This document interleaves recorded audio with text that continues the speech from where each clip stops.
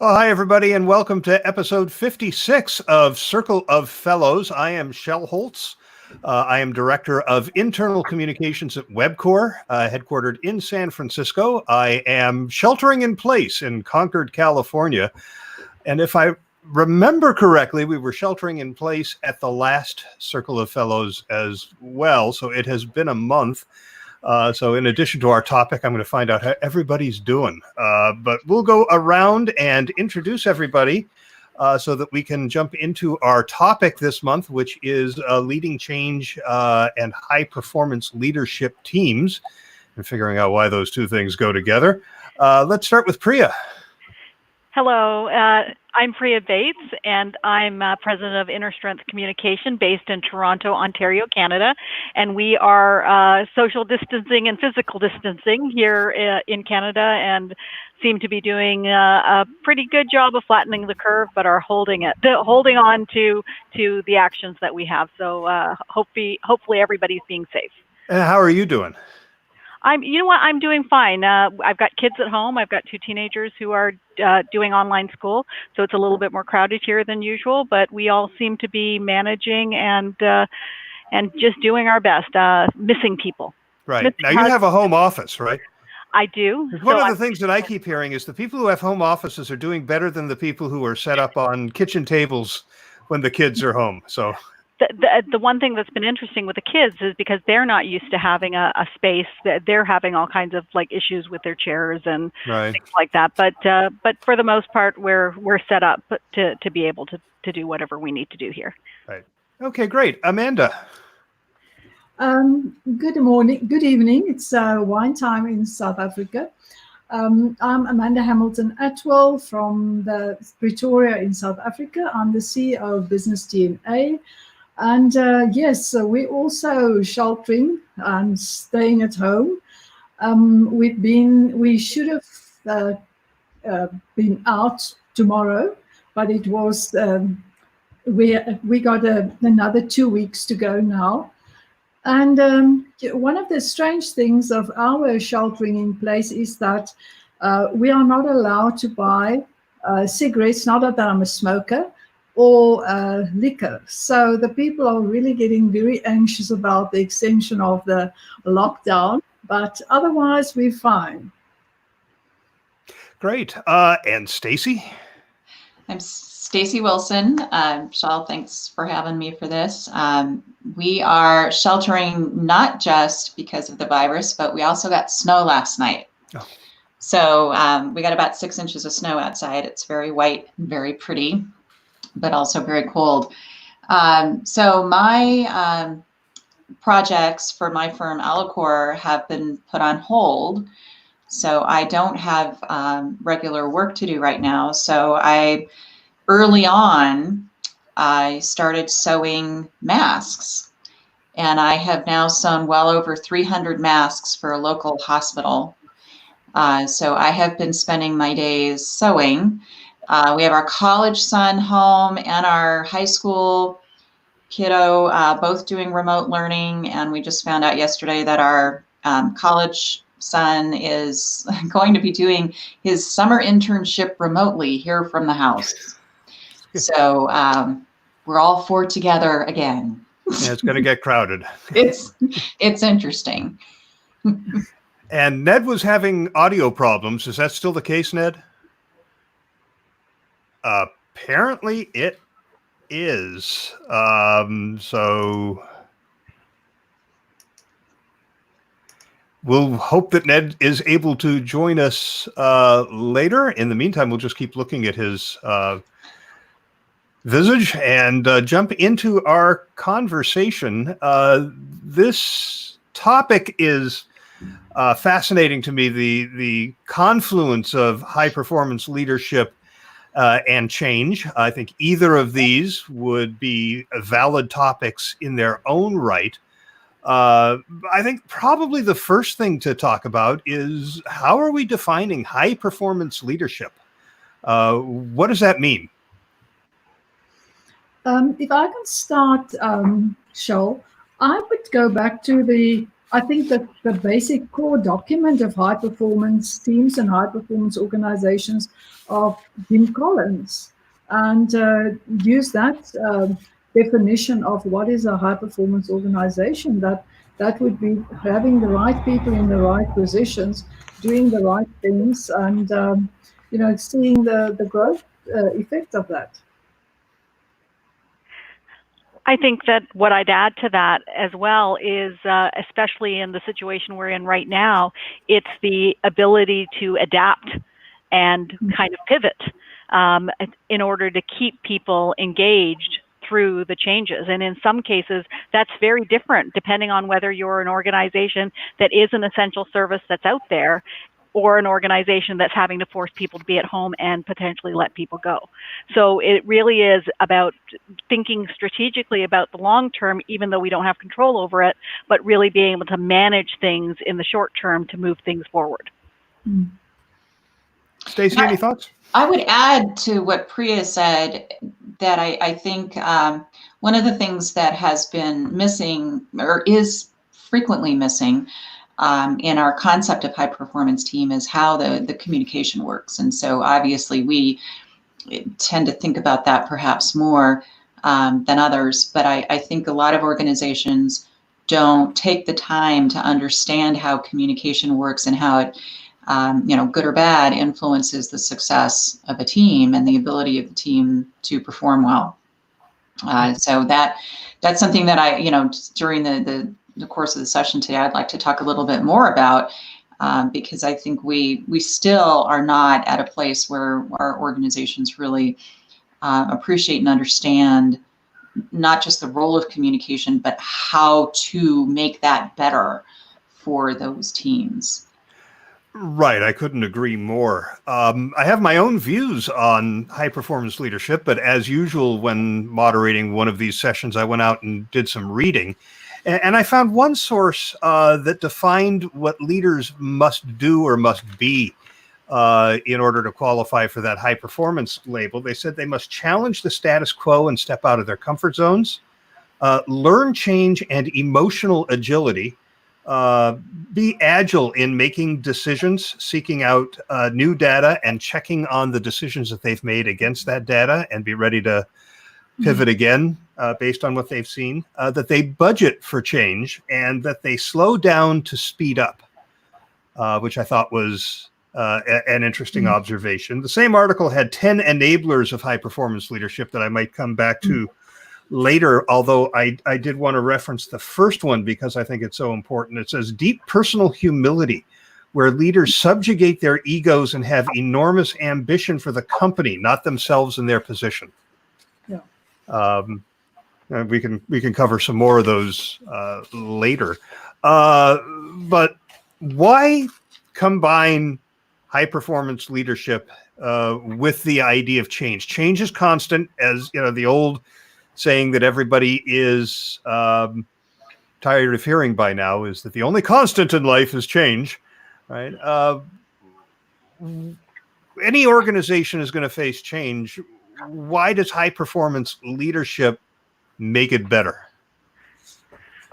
I know that I've worked with a lot of organizations that tend to call a consultant in because they're going through transformational change, and what we know is that it's not the consultant that makes the difference. It's really engaging that leadership, and the leader leads, and that determines whether you're successful or not, and that alignment also determines that as well. So I think that, and then the other piece is investment, right? Those organizations that choose to invest. I heard your, Shel, Katie McCauley IC podcast this morning. Oh, and it was great. So I encourage anybody who has the opportunity to listen to the IC podcast to do that. And it's a great episode. But you talked about the fact that you were planning for the change and you had that leadership engaged. And that planning, so few organizations have. I'm sure most of them are reacting versus being proactive. Yeah, I think that's absolutely true. One of the things that we have noted is that our competitors have just immediately started laying people off And our organization made plans to figure out ways to avoid having to do that. And we're a month in and we have not had layoffs. We've had our workload reductions based on projects that have been shut down. We have had salary reductions. I've taken a 10% cut. Our executive leadership has taken 15%. Everybody else who has not had a workload reduction has taken 5%. And there have been a number of other measures, but they have all been based on avoiding layoffs. So, thinking it through and planning rather than just jerking your knee makes a difference. And to be honest, I believe our CEO is working really hard to build a high performance leadership team. And it was even a change at one of the highest levels of the executive team last week that was based exactly on that. So, Shel, in answer to your question about why does high performance leadership make a difference in a change situation, one of the things that I think is really important to recognize is that high performance teams have the ability to adapt and respond to change kind of in their muscle memory because they're already doing it all the time. And so when a big or little change comes along, it's more comfortable, it's more just, something that we do, right? And I think that causes the actual change to be more successful. If we're doing it all the time, it's just part of our regular process, our business process, instead of what a lot of organizations are going through right now is having to react, like Priya said, having to react to the situation. And that typically does not result in the best decision making.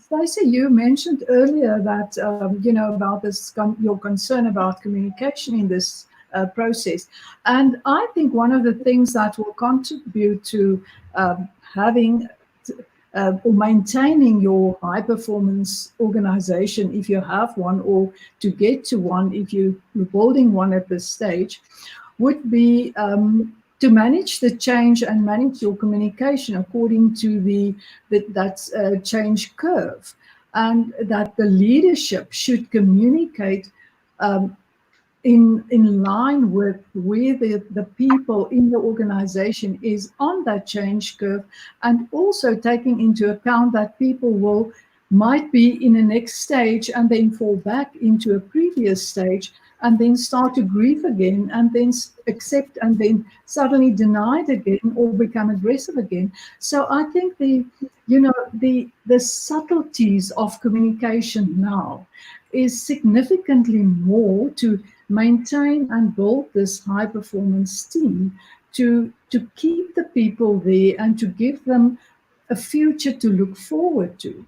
And that was one of the interesting things that I found when I did research for this, is that, and I kind of recognize that we tend to overmanage in our communication at the moment and lack leadership communication. So we're busy with a lot of do things, do this, but we don't give a future. And that is what leadership communication is all about, giving the future and taking the people to, we are going to use the Jim Collins word, the Stockdale principle, that to accept the reality, the harsh reality, but also to make the decision that we are going to survive this and we are going to be better at the end.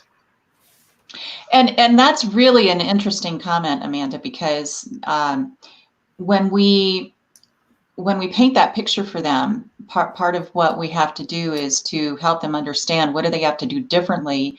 And that needs to come with a lot of encouragement that you can do this new thing well, right? Yes, there's going to be a period of time when it's a little bit more challenging. You might not be as productive at it as you were before, but you can do it, and we can all do it together as a team or as an organization.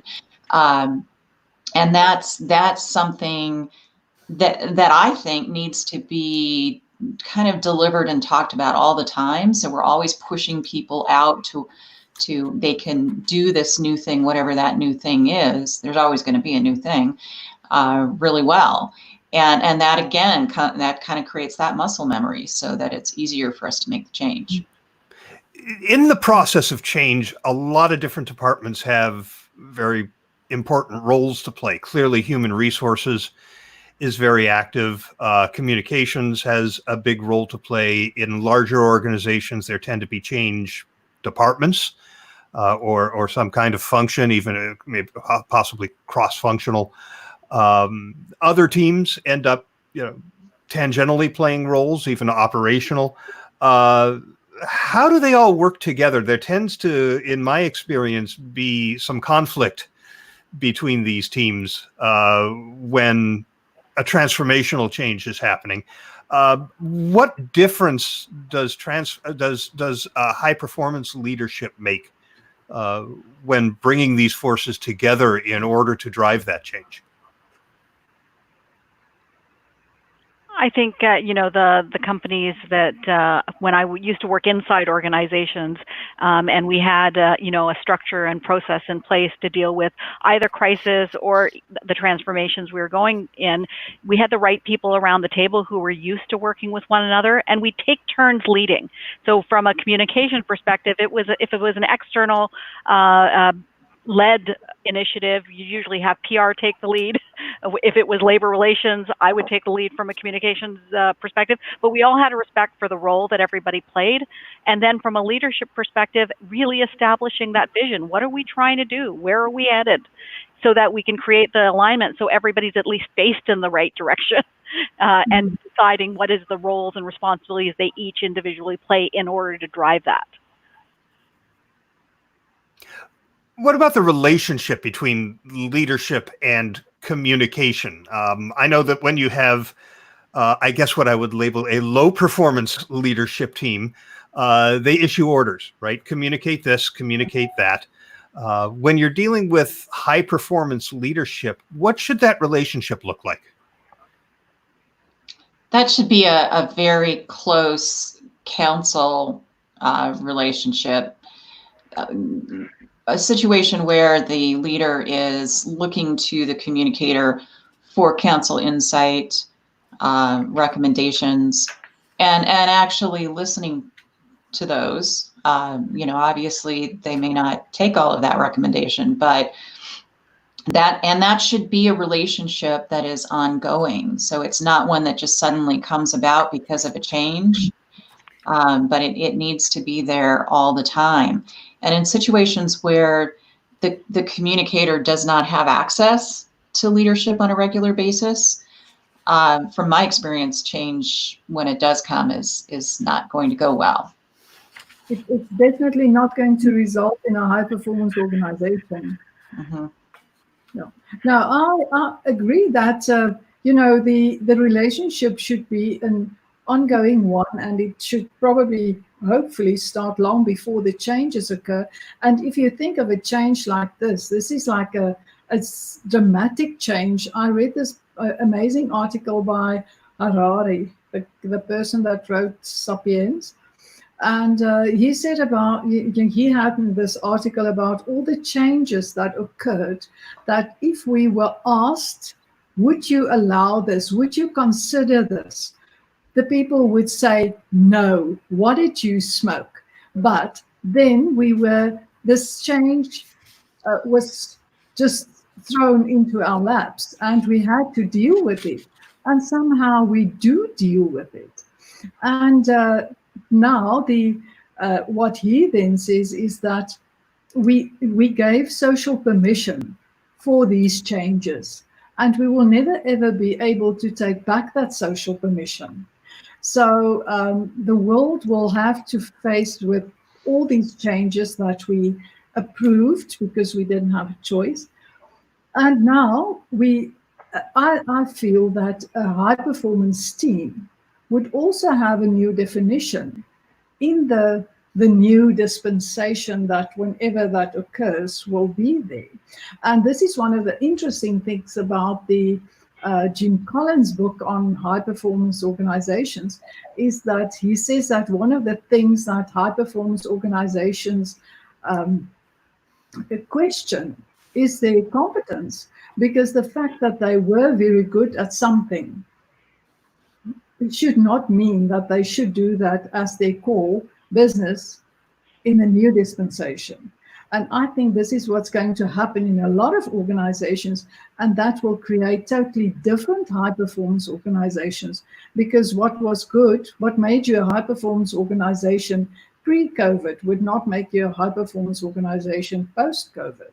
Yeah, I'd agree with you, Amanda, that I think that as much as we can say the relationships you had before are going to serve you well in this situation, if you have a great relationship with your executive, if you didn't have it and you're thrown into the opportunity, how those communication professionals behave and take advantage of that interaction is really important right now. And you've got a choice of whether you're going to be the waiter, the order taker, taking down the items and going and delivering them blindly, or you're going to be the advisor.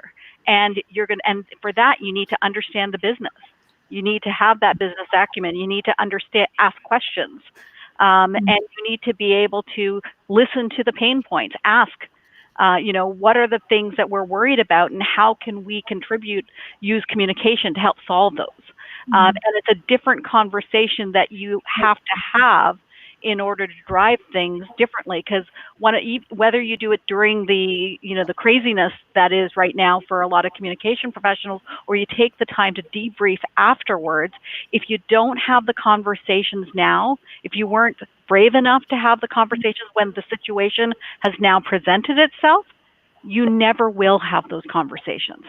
And that's the part that makes me a little nervous about the professionals who are in there having the opportunity to create a high-performance profession for us, may not take the opportunity to do so. And how do I urge them to do that? Priya, I would add to what you said that one of the things that I think is absolutely a crucial role for us to play is that of, I think of it as a facilitator. So we need to be able to facilitate relationships amongst others and manage, help them to manage, particularly when there's conflict between other groups in the organization. And in a time like this, that skill is so valuable, because facilitating a conversation like this on screen is much more challenging and necessary than when you're all in a room together. Ned, can you hear us? Believe it or not, I can. I apologize. Hey, no worries, Ned. My frustration to myself right now, and thank my son for helping me get back online. Great. So since you've been able to join us, can you introduce yourself? Hi, I'm Ned Lundquist, IABC Fellow. I'm here with you from Springfield, Virginia, and I have my own company called Echo Bridge, where I do content and outreach and advocacy for companies in the defense, maritime, energy, and transportation field. I'm glad to be here. Great. Glad you were able to make it. And watching you work to get the technology working leads me to switch gears a little and ask, what is the role of technology when you're dealing with change, especially when you have a high-performance leadership team, you're working to build a high-performance environment? I think there are a lot of people who just love to adopt technology because it's new and it's cool and it's shiny. We've talked before about the strategic adoption of technology, but particularly when it comes to change. What do we think the role of technology is, and the role of the communicator in facilitating that? So, Shel, we're getting a classic example right now of why that digital employee experience is so important. And for organizations who've been sitting on the fence, sitting on the sidelines, I hope that they all have figured out now that they need to make the investment and take the time to make that work well and make that work effectively. Just implementing technology is not enough if people choose not to adopt it and use it effectively, which we see all the time. Most of my consulting practice focuses around helping organizations leverage their technology more effectively for collaboration and communication. And just installing something is not enough. People have to understand, how do I actually use this in my day-to-day work? And again, I'll come back to that muscle memory thing. If we're doing it all the time and we're using things effectively, then when something like this happens, it's really easy for us to just move forward and use the technology to bridge the gap that we have right now in personal contact. I was working with one of my clients. We had done an audit and recommended, a technology platform that they looked into and implemented in January. And platform implementations are never fun. There's a lot of issues. There's a lot of things that you need to work through. And I'm sure and it's an investment. So I'm sure there were a lot of executives at the time wondering, what have we done? Was this worth it? You have a, limited adoption early on of downloading the apps and doing all those things. And it's amazing. All of the companies that we're talking to in the internal communication platform space are saying, thank goodness. Thank goodness we made the investment, because they're seeing huge increases in adoption of the technologies that may not have been adopted right off the launch. And the ability to target information, the ability to use it, like even with the technology we're using, me with Zoom, I'm learning things on Zoom that I never used personally. So I love the idea that we're able to not only get people on the technology, we're actually learning the little ways that we can use it to our benefit, like personally and professionally. And it's such an opportunity for us to share those messages and teach people when they're paying attention, when traditionally it's the one thing out of the 10 million that you're trying to communicate. Yeah. Employees are paying attention right now. Yeah. But Priya, so I'd like to add something here. Go ahead, Ned. What? The process of communication hasn't changed, and nor has the process of leadership, but the technology has changed the way we do it.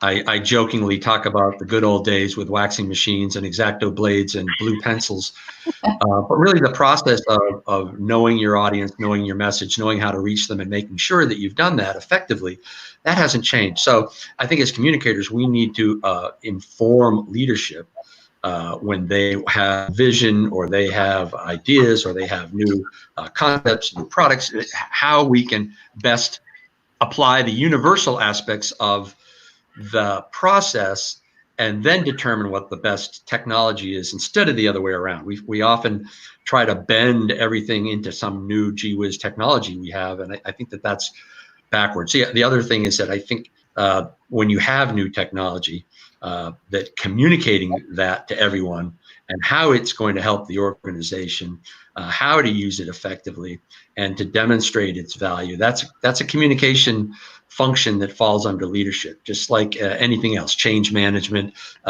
developing and communicating a vision, all those things are leadership responsibilities, and the communicator has a really important role in making sure that's done effectively. Well, I've often thought that introducing a new technology, not every new technology, but in particular communication technologies, is an exercise in change, right? If you're introducing Slack or Teams, you're saying, we used to collaborate this way, now we want you to collaborate this way. And all of the principles of change have to apply to that. In my experience, most organizations introduce these technologies because IT flips a switch and tells everybody, we now have Microsoft Teams, Godspeed, and everybody's left with their own devices to figure out how to use it. So people use it based on, well, it reminds me of this thing that I use outside of work, so I'll use it like that. Or I have found this feature I like, so I'll use that. There hasn't been a mandate to say this is how we are going to collaborate as an organization. And I think communication has a huge role to play there, in everything from insisting that there be pilot groups so that you can develop case studies and champions who are available to say, no, I've been through this. This is how it worked, so that you can tell stories about how this improved. And you also have to be able to explain, this is going to replace this. It's not going to replace that, right? Somebody has to take charge of message mission control and say, this is what we use different technologies for. And somehow employees have to be convinced that this is going to make things better, easier. It's going to improve their opportunity for success. If otherwise you end up with something I have seen in many organizations, which is this sense that, oh my God, it's one more place to go on top of everything else, because if you don't do this, every new technology is just additive, right? You're exactly right, Shel. But the problem with that is that when you're asked to tell those success stories about how great it is, and it's not great, and it isn't a success. So there needs to be a little bit of pushback and being able to tell the emperor, if the emperor is the IT person or leadership, hey, we need to maybe retool this a little bit better because it's not great right now. And telling people that it is disingenuous. Great. And Amanda, I'm going to ask you in 1 second to share what you thought, but since we're at the half-hour mark, I want to remind those listening that you do have the opportunity to ask a question. In YouTube, there's a chat function. 2 of you have already said hi, but if you have any questions, you can share it there. Alternatively, just ask your question on Twitter with the hashtag COF56. I'm monitoring that. Amanda? Yes, I think coming back to the topic of our conversation, high-performance teams and high-performance organizations, I think it is the responsibility of communication professionals that when they decide to implement a new technology, a new communication channel, that they should be able to show how this is going to improve the performance of the people. Either being more informed or taking less time to be informed. But I think one of the problems that I've experienced is that in one of the organizations where I've done a channel audit, was they implemented this very nifty app.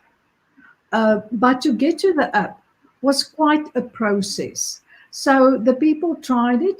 There were explanations, and the people had to go through the gate and then did the little thing, and it was great. And then it was such a lengthy process that they all forgot. And then they had to reset their PIN numbers. And so eventually it didn't work. And then COVID happened. And now they had to shelter in place.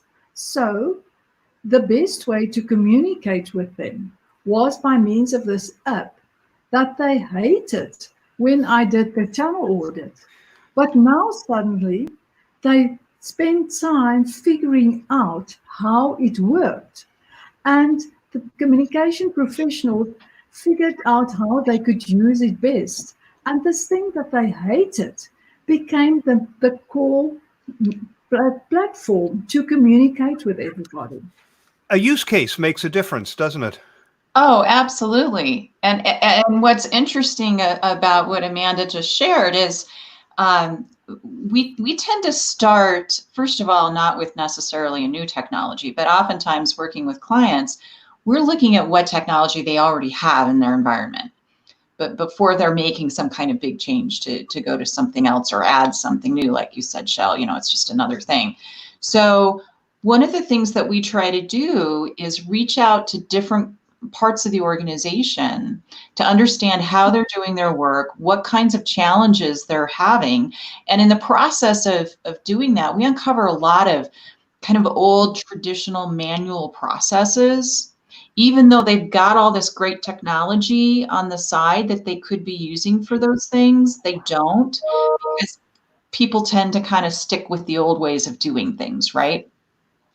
So if we can understand what those challenges are and work around those small changes on kind of a ongoing basis to help them better use the technology that they already have available, then when you come to something big like this, they're already armed with some knowledge of how to use that technology. They feel like they've push the envelope a little bit in another way, so they can push the envelope a little bit more around something like this. I heard many, many years ago, a usability expert suggests that there are only three things that you can do with technology. He said, with a new technology, you can solve a problem, something that was just an issue with the tool set that we already have. You can improve a process, something that's working but can work better, or you can do something that you just couldn't do before at all. And innovate. And anytime you're introducing a new technology to the organization, you should ask yourself, which of those is this technology doing? And if you understand that, it makes it easier to communicate that to the organization. And I presume when you say improve a process, that means save money too, right? It could. It could also mean saving time, reducing friction and hassle and aggravation. I'm thinking, for example, Amazon's one-click buy, right? That's a process that improved as opposed to going into the shopping cart and then doing the whole checkout thing. You can set up, just boom, it's on its way. One of the great points that's been made in the short amount of time I've been here is that the importance of personifying and exemplifying, telling a success story. And it's difficult to talk about something that's very amorphous or very extremely technical, but if you can put it in the words of a real person dealing with the real problem and doing it better, or less expensively, or doing something you couldn't do before, in as their experience. So you're personifying and giving examples, personify and exemplify, and that can explain to other people basically from the words of a peer that this can work for them too, that they could harness that capability that maybe they didn't have before. Yeah. Switch gears here a little bit. I think all of us would agree that every organization is going through change right now, learning how to do business with everybody working remotely. Our CEO even wrote a LinkedIn column saying, hey, this could be a catalyst for changing the hidebound processes in the construction industry. When our leadership in my company have announced some of the measures that they are taking in order to stay financially sound and avoid layoffs, they make a point of saying, before making these decisions, we checked them against our values. How important are values in a high-performance leadership team, especially when going through change? In a lot of organizations, the values exist in a frame on a wall, but are not factored into business decisions. So how important is it to live those values? It's the lens through which we will judge the organizations and the leaders. And that's going to continue for some time, because as we go through the evolution of the situation that we're going it through. I've already, I've been on a lot of calls, Zoom calls and other calls, and those employees who are sitting at home and are looking for some sort of connection or with their culture and their organization, if they don't have it, they're already getting their resumes ready. And that's the thing that's really going to be amazing. It's not necessarily the what they communicate, because we're in a situation where everybody understands that things have changed, and it's changed similarly to everyone around the world. We're all in this together in some odd way. But so there's an understanding. So it's not the what, but it's the how that people are communicating the changes and why. And that's going to be put up against the values as they try to get back to whatever the new normal, they keep calling it the new normal, is. And when you start talking about explaining how a process is going to be done differently, and you personify it, exemplify it, you can then say, this is an example of how our company is moving forward with this particular value. A lot of times core values are very amorphous attributes, but you can explain them to your company's audience or your organization's audience by saying, this is an example of how we're doing something with integrity, or how we're doing something with honor or courage or something like that. Amanda?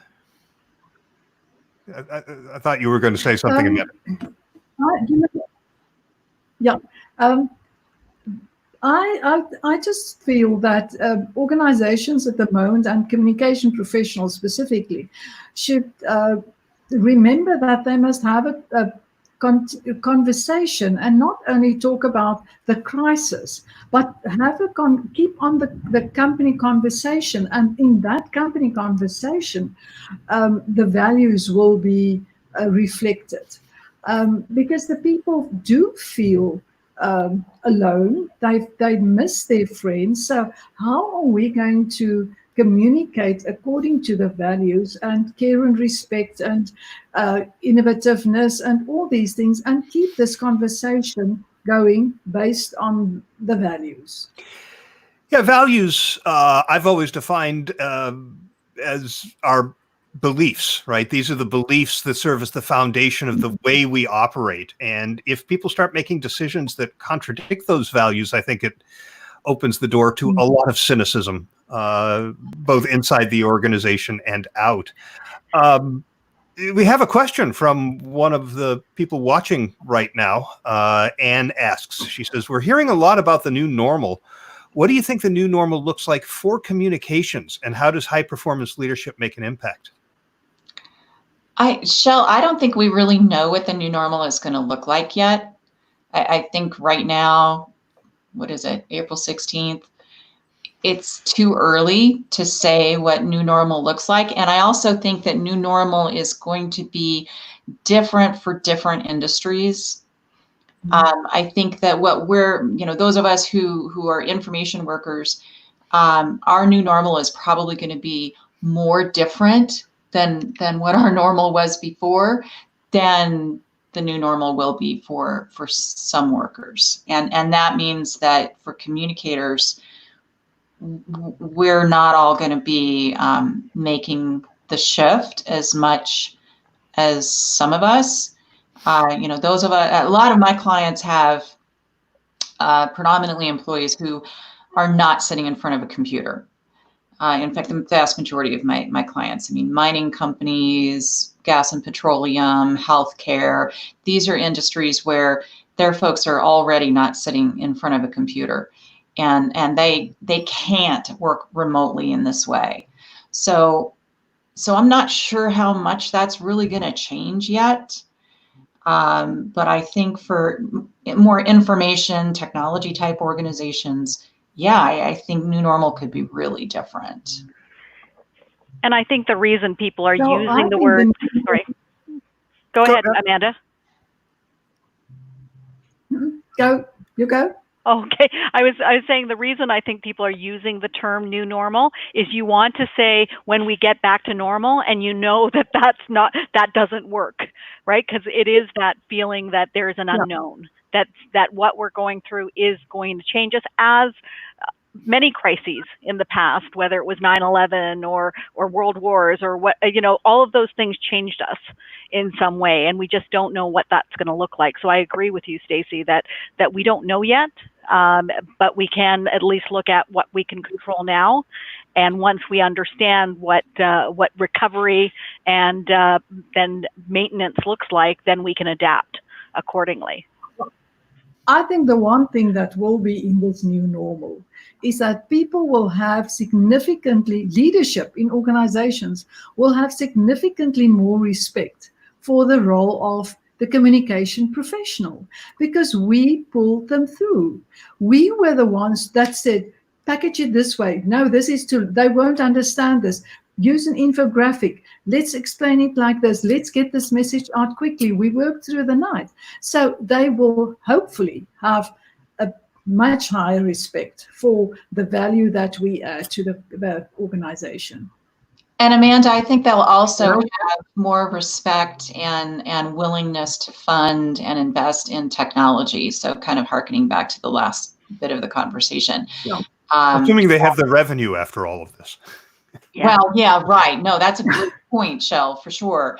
But if they can manage it, they need to get that piece right, because even for organizations with predominantly remote employees, leadership still needs to have the technology and be able to use it effectively to communicate in this way.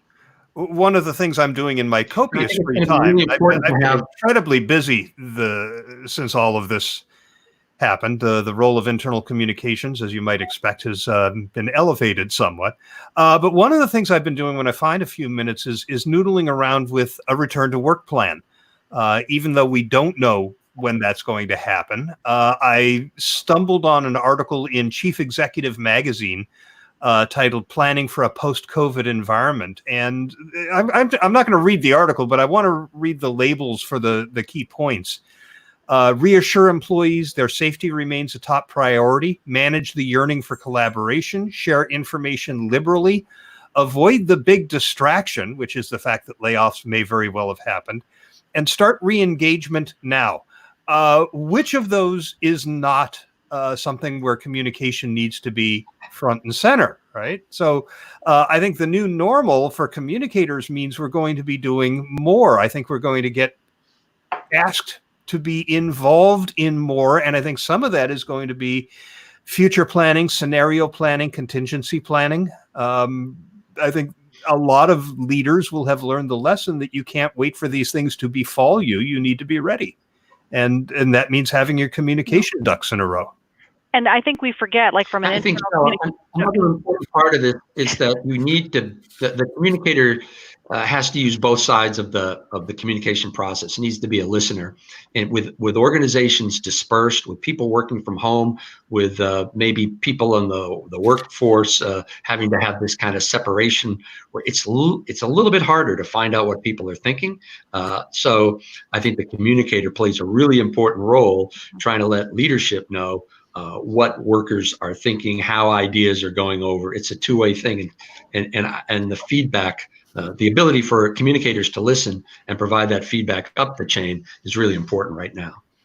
The thing I was going to say is, I know with a lot of the organizations we work with or work for or consult with, they have taken the time to invest in communication. For me, it's internal communication.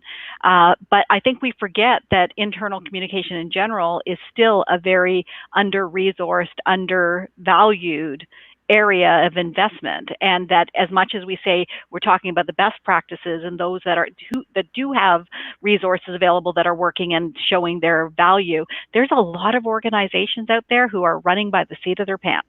Mm-hmm. Their HR teams are doing the best that they can. They're figuring it out as they go. So I'm hoping that when they debrief afterwards, that there is an opportunity to say, what do we need from a people, process, platform perspective in order to do this smoothly next time, right? And I'm hoping they take the time to have that debrief, because I think we underestimate how many are not doing well, and the result will be a lack of engagement and retention rates that are under attack at some point when things get back. An observation from Brian, he says, with live meetings, everyone knows who's in the room. With video meetings, most participants don't know who's standing in the doorway, quietly listening. Right. And I think that's a really valid point. It's one that I hadn't thought of before, but one of the things that I've been reading about, in fact, I wrote an article for our intranet on how couples, partners who are now both working from home and quarantined together can survive this. Friend of mine who works in artificial intelligence did a quick chart showing the spike in Google searches for domestic violence hotlines as soon as the shelter-in-place orders were starting to roll out. So, you've got your partner possibly listening in. In fact, one of the jokes that I saw was a cartoon with somebody leaning over the kitchen table, looking at their partner's laptop, going, "Oh, is that what you do all day at work?" So Shel, my husband and I both own our own businesses and have both officed from home for 2 decades now. My first rule that I implemented early on in that time is that his office is on a different floor of the house. Uh-huh. So he has a large office space and workshop, that are completely separate, and my office is just mine. And our kids grew up understanding, especially mom's office, and if mom's doors are closed, then, mom's busy and we don't bother her. So that's just what they're used to. But there are other funny things that we do when I talk to people during the day. We text each other all the time, even though we're both in the same house. I choose not to yell up and down the stairs. So we use messaging all the time. And we kind of, he works a little in my business. I work a little with his business as well. So we're sort of tag teaming things. We use each other to bounce ideas off of, which I think really helps with that relationship. And helps to address, Shel, what you just mentioned about not really understanding what your partner does. I think it's really useful to have them kind of grounded in what you are doing. And even though our businesses are very different, he's a metallurgical engineer who works in the mining industry. But, over the time that we've been together, we've grown to understand enough about our businesses that we can have those kinds of conversations in valuable and strategic ways. And I think those are all things that are really helpful in making a situation like this work out. Yeah, one of the bits of advice that I read when I was researching was make sure that everybody has boundaries. And, I'm working. It doesn't mean just because I'm here, you can disturb me whenever you want. Things like that. Priya? I was just going to say that what we've seen a lot of communication professionals providing is those tips and tricks, working from home tips and tricks. What do you need to focus on? What are the requirements to make sure you maintain your non-disclosure agreements and confidentiality? Those things are still important. There's also this real sense that it's not business as usual. So when we go back to leadership and change in this situation, that what are the priorities now? What starts, what stops, what continues? Whatever change we're going through, we always ask ourselves those questions. And people find a lot of comfort in what stays the same. Values are one of them. But what aren't we working on right now because we can't? And what do we need to start working on that's new? Yep. And that really helps manage the conversation, especially the leadership conversation, in terms of where do we have control as a group and where are we together? And that's really important too. So there are people who are acknowledging that people are coming into these messages with their cats and dogs and, and kids running in and all of those things, and it's been kind of fun. So it's been great having the conversations also come up about emotional intelligence. So when we talk about managing through this process, we're talking about some of those emotional cues and how you feel more than we would have normally when it's usually the speeds and feeds of the business. Yeah. So again, there's opportunities. We have about 5 minutes left, and there are two questions I wanted to get to before we wrapped up. We talked about values. What about vision? I mean, usually when change is being driven by leadership, as opposed to this situation where it's being thrust upon them, leadership has a vision of what this change is supposed to accomplish. Even in this situation, leadership ought to be promoting a vision of what we're going to be like when we do get back to work after the shelter-in-place orders are lifted. What is the communicator's role in articulating that vision or in helping leadership crystallize it? Everybody's quiet. I think most companies think a vision is what they are, but it's a vision is what they need to be. And a lot of times people say our vision is that we're the best service provider in the world, and that's not a vision. That's some kind of marketing statement.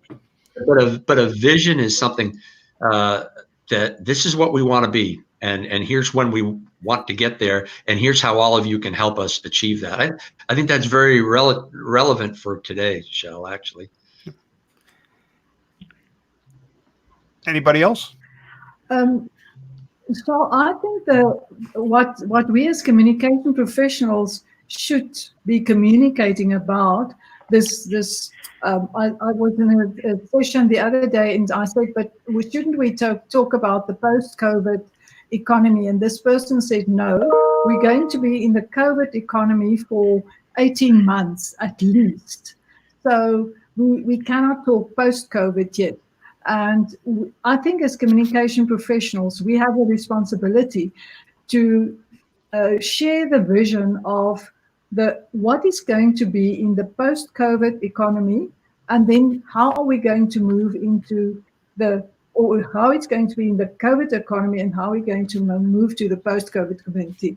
That the employees and our stakeholders understand that as much as they do not know, the leadership of the organization do not know, but the only thing that they can communicate is that according to our values, we will care for you. According to our values, we will be innovative. We will think about new things, but that is as much as we know. But we could give that anchor that we are going to get through this spot. And for those companies who've articulated their visions and their missions, it really is about what remains the same. What do we know, values or vision, that remains the same? I remember being part of the Compaq HP integration team, for those of us who are old enough to remember that, when we were going through those changes and that uncertainty of whether it was actually going to close the merger, we had a rallying cry that says, here are the things, regardless of what happens, that are going to remain the same. And that was our commitments and our customers, and for the most part, our competitors, and our commitment to the community. So it was a really great for us to have anchors around our vision that we could still say these things are still important to us, and it's still where we're headed. We don't know what that's exactly going to look like, but we still are committed to these philosophies and ideals. Right. Tudor Williams used to articulate it this way, and I liked it a lot. He said, we're standing on a precipice, right? This is the way things are, and it's not working well enough. Over there is where we want to go, and there's this huge chasm. This is the change process, and it's perilous, and it's uncomfortable, but it's worth it to get over there. And the challenge of communication is to convince people that it is worth it, that I want to get over there. I want to help the company get over there. And I'm going to join you on this journey because it's worth it to be part of that on the other side of the chasm. And I like that. And we don't have time for my other question, which was all around conversation versus messaging and listening. But everybody's certainly free to ponder that on their own. Want to let, and I have to be off right at the top of the hour because I have another one of these starting at the top of the hour. But I do want to let everyone know that next month on Thursday, May 21st at the same time, noon Eastern, the topic for the Circle of Fellows, episode 57, will be managing the integrated communication system. Priya and Stacy, you're both going to be back for that one, and you'll be joined by Diane Gajewski, one of our new fellows and an academic. I'm thrilled to have Diane joining us, both as a member of the Fellows community, but also on Circle of Fellows. And Angela Sinicus will be part of that. So I want to thank everybody for your participation in today's conversation. I thought it was terrific, and everybody stay safe. Great. Bye, everyone. Take care. Bye-bye. Thank you.